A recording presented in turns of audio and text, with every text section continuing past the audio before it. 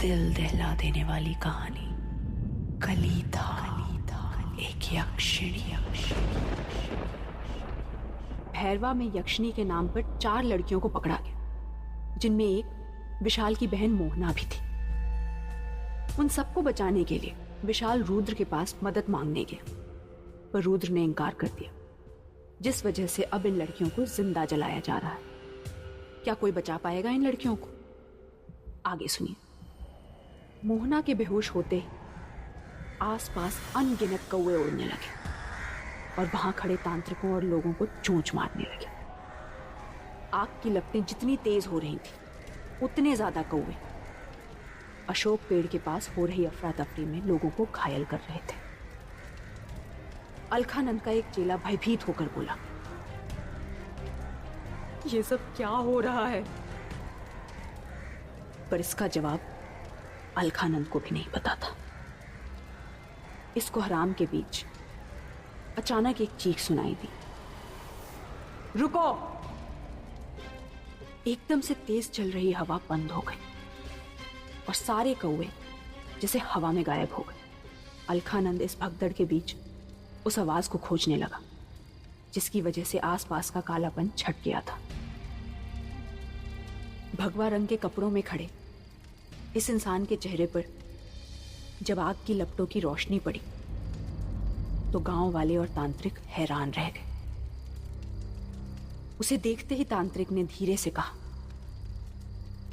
ये यहां कैसे आ गया? भगवा पहने रुद्र और उसके पीछे पीछे सिद्धार्थ और साक्षी अलखानंद की टोली के सामने जा खड़े हुए। रुद्र को देख सब हैरान थे, सिवाय विशाल की, जिसके चेहरे पर उम्मीद की एक नई किरण जाग गई थी। रुद्र ने सिद्धार्थ और विशाल की तरफ देखा और बोला, आग बुझाकर जल्दी इन लड़कियों को बचाओ, हमारे पास ज्यादा वक्त नहीं है। ये सुनते ही दोनों पानी ढूंढने में लग गए। अपने काम में आई बाधा के कारण गुस्से में अलकानंद रुद्र से बोला, तू पागल हो गया है? खुद की साधना से वक्त मिल गया तो यहां हमारे काम में बाधा बनने आ गया। जानता भी है तू किन शक्तियों की मदद करने जा रहा है? रुद्र बोला, जानता हूं मैं क्या कर रहा हूं। इतने में गांव के बूढ़े सरपंच दिगंबर ने गुस्से से कहा, ए लड़के, बुद्धि भ्रष्ट हो गई है क्या तेरी? जानता भी है इन लड़कियों ने क्या किया है? काली पहाड़ी के त्रिशूल को हटाने में इनका हाथ है। खा रही है ये लड़कियां हमारे गांव के बच्चों को। रुद्र ने अपनी आंखें बंद की और फिर गांव वालों की तरफ देखते हुए पूछा, आपको क्यों लगता है कि इन लड़कियों की वजह से इस गांव में यक्षिणी का प्रकोप लौटा है? इनकी उम्र देखिए। यक्षिणी को बुलाना या आजाद कर पाना क्या इन 22-23 साल की लड़कियों का काम होगा? रुद्र सबको समझाने में लगा था और उधर विशाल और सिद्धार्थ पानी की बाल्टियां लाकर आग बुझा रहे थे। बाबा अलखानंद को लगा कि उनकी तरकीब अब काम नहीं करेगी। किसी भी तरह इन लड़कियों को मारना ही होगा। यक्षिणी आजाद हुई तो कोई नहीं बचेगा। अलखानंद ने सबको भड़काने का पैतरा अपनाया। कौन कर रहा है यहां यक्षिणी की पहचान? जो खुद उस किन्नर की जटिल आत्मा से एक बच्ची को नहीं बचा पाया, वो आदमी। जाइए जाइए, वापस देवीपुर मठ जाइए।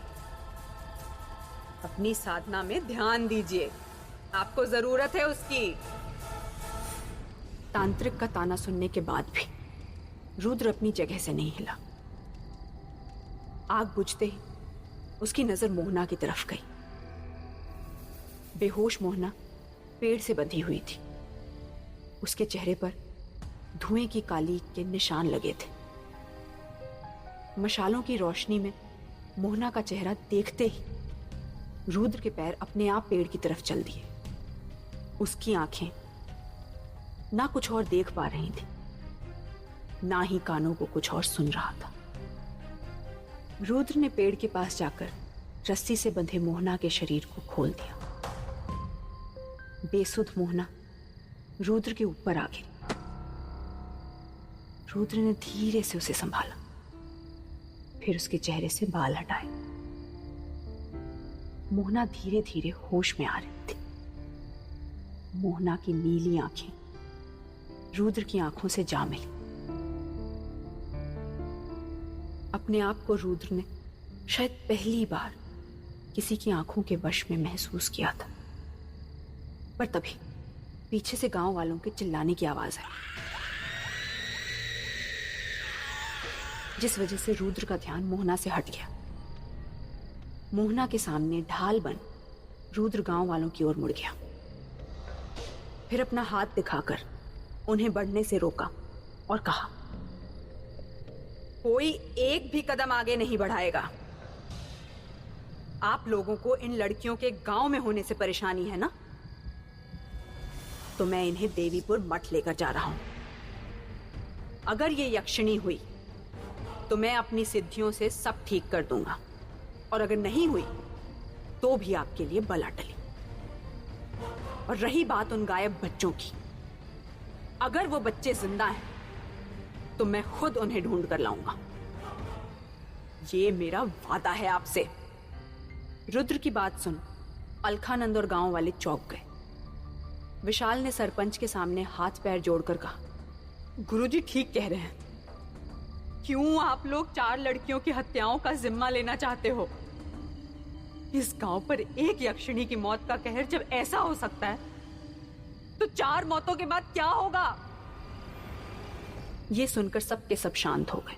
विशाल की बात पर सरपंच दिगंबर ने जवाब दिया, ठीक है, ले जा अपनी बहन को। पर एक बात याद रखना विशाल, अगर भैरवा गांव के बच्चे जल्द से जल्द अपने घर नहीं पहुंचे तो तेरी बहन को कोई नहीं बचा पाएगा। विशाल ने राहत की सांस ली। सिद्धार्थ और साक्षी की मदद से चारों लड़कियों को लेकर वो गाड़ी की ओर निकल गया। रुद्र अलखानंद को घूरते हुए सबसे आखिर में गया। रुद्र तेजी से गाड़ी भगाते हुए मठ की ओर बढ़ रहा था, लेकिन भैरवा की सरहद पार करते ही गाड़ी अचानक से रुक गई। विशाल ने हैरानी से पूछा, गाड़ी क्यों रोक दी? रुद्र ने सबको बाहर निकलने को कहा। चुपचाप सब गाड़ी से उतर गए। बाहर आते ही सिद्धार्थ समझ गया कि रुद्र ने गाड़ी जानकर रोकी है। गाड़ी काली पहाड़ी से थोड़ी ही दूरी पर रुकी थी, पर वो देख सकते थे कि त्रिशूल सच में नहीं था।